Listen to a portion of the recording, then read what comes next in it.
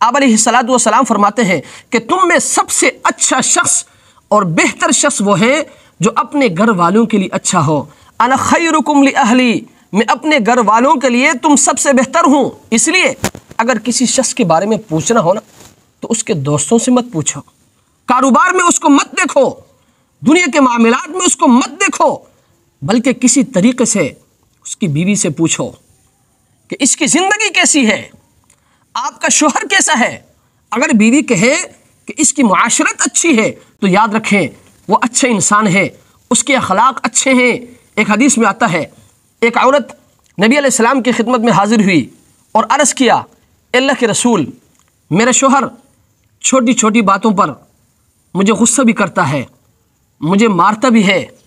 تو آپ علیہ الصلوۃ والسلام نے اس کے شوہر سے فرمایا، دل کے کان کھول کر شوہر حضرات اس بات کو سنیں۔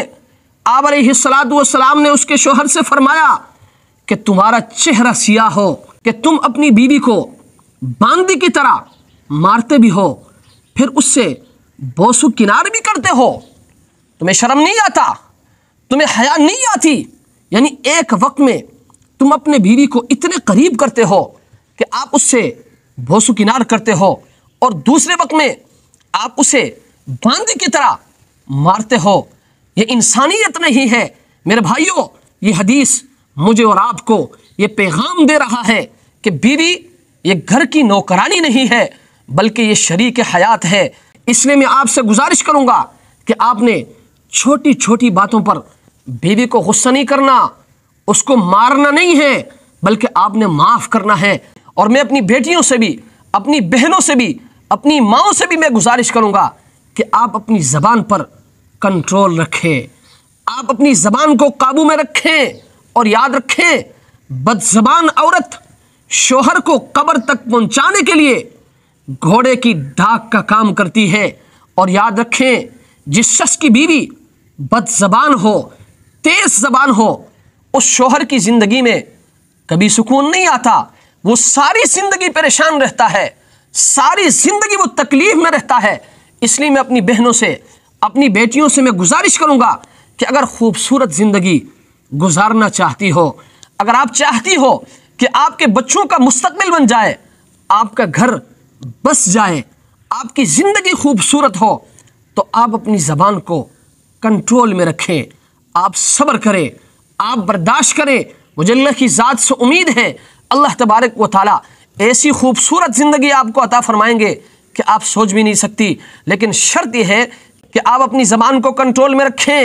اور میں شوہر حضرات سے بھی ایک مرتبہ پھر گزارش کروں گا کہ چھوٹی چھوٹی باتوں پر آپ نے عورت کو غصہ نہیں کرنا، مارنا بالکل بھی نہیں ہے، مارنے کا تصور بھی آپ نے نہیں کرنا ہے۔ عورت مارنے کی چیز نہیں ہے بھائی، یہ پیار کی چیز ہے۔ آپ پیار دو، آپ عورت سے محبت کرو، پھر دیکھو وہ کیسی آپ کی خدمت کرتی ہے اور کیسی آپ کی بات مانتی ہے۔ لیکن آپ جلاد کی طرح ہمیشہ غصہ کرتے ہیں، ہمیشہ اس کو مارتے رہتے ہیں، تو بھائی اس سے عورت پیار نہیں کرتی، محبت نہیں کرتی، بلکہ شوہر سے آہستہ آہستہ نفرت کرنے لگ جاتی ہے۔ اور یاد رکھیں عورت جب ایک مرتبہ شوہر سے نفرت کرنے لگتی ہے نا، ہم نے دیکھا ہے، ہمارے پاس یہ معاملات بہت سارے آئے ہیں، یہ کیسز ہمارے پاس بہت سارے آئے ہیں۔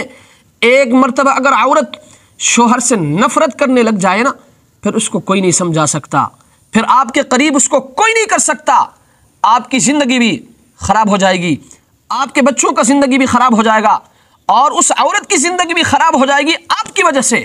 اس لیے میں آپ حضرات سے بھی گزارش کروں گا کہ آپ نے صبر کرنا ہے، آپ نے بھی برداشت کرنا ہے، چھوٹی چھوٹی باتوں کو آپ نے معاف کرنا ہے۔ عورت ناقصات العقل والدین ہے، عقل میں بھی ناقص ہے، دین میں بھی ناقص ہے، ہم نے ان کو برداشت کرنا ہے۔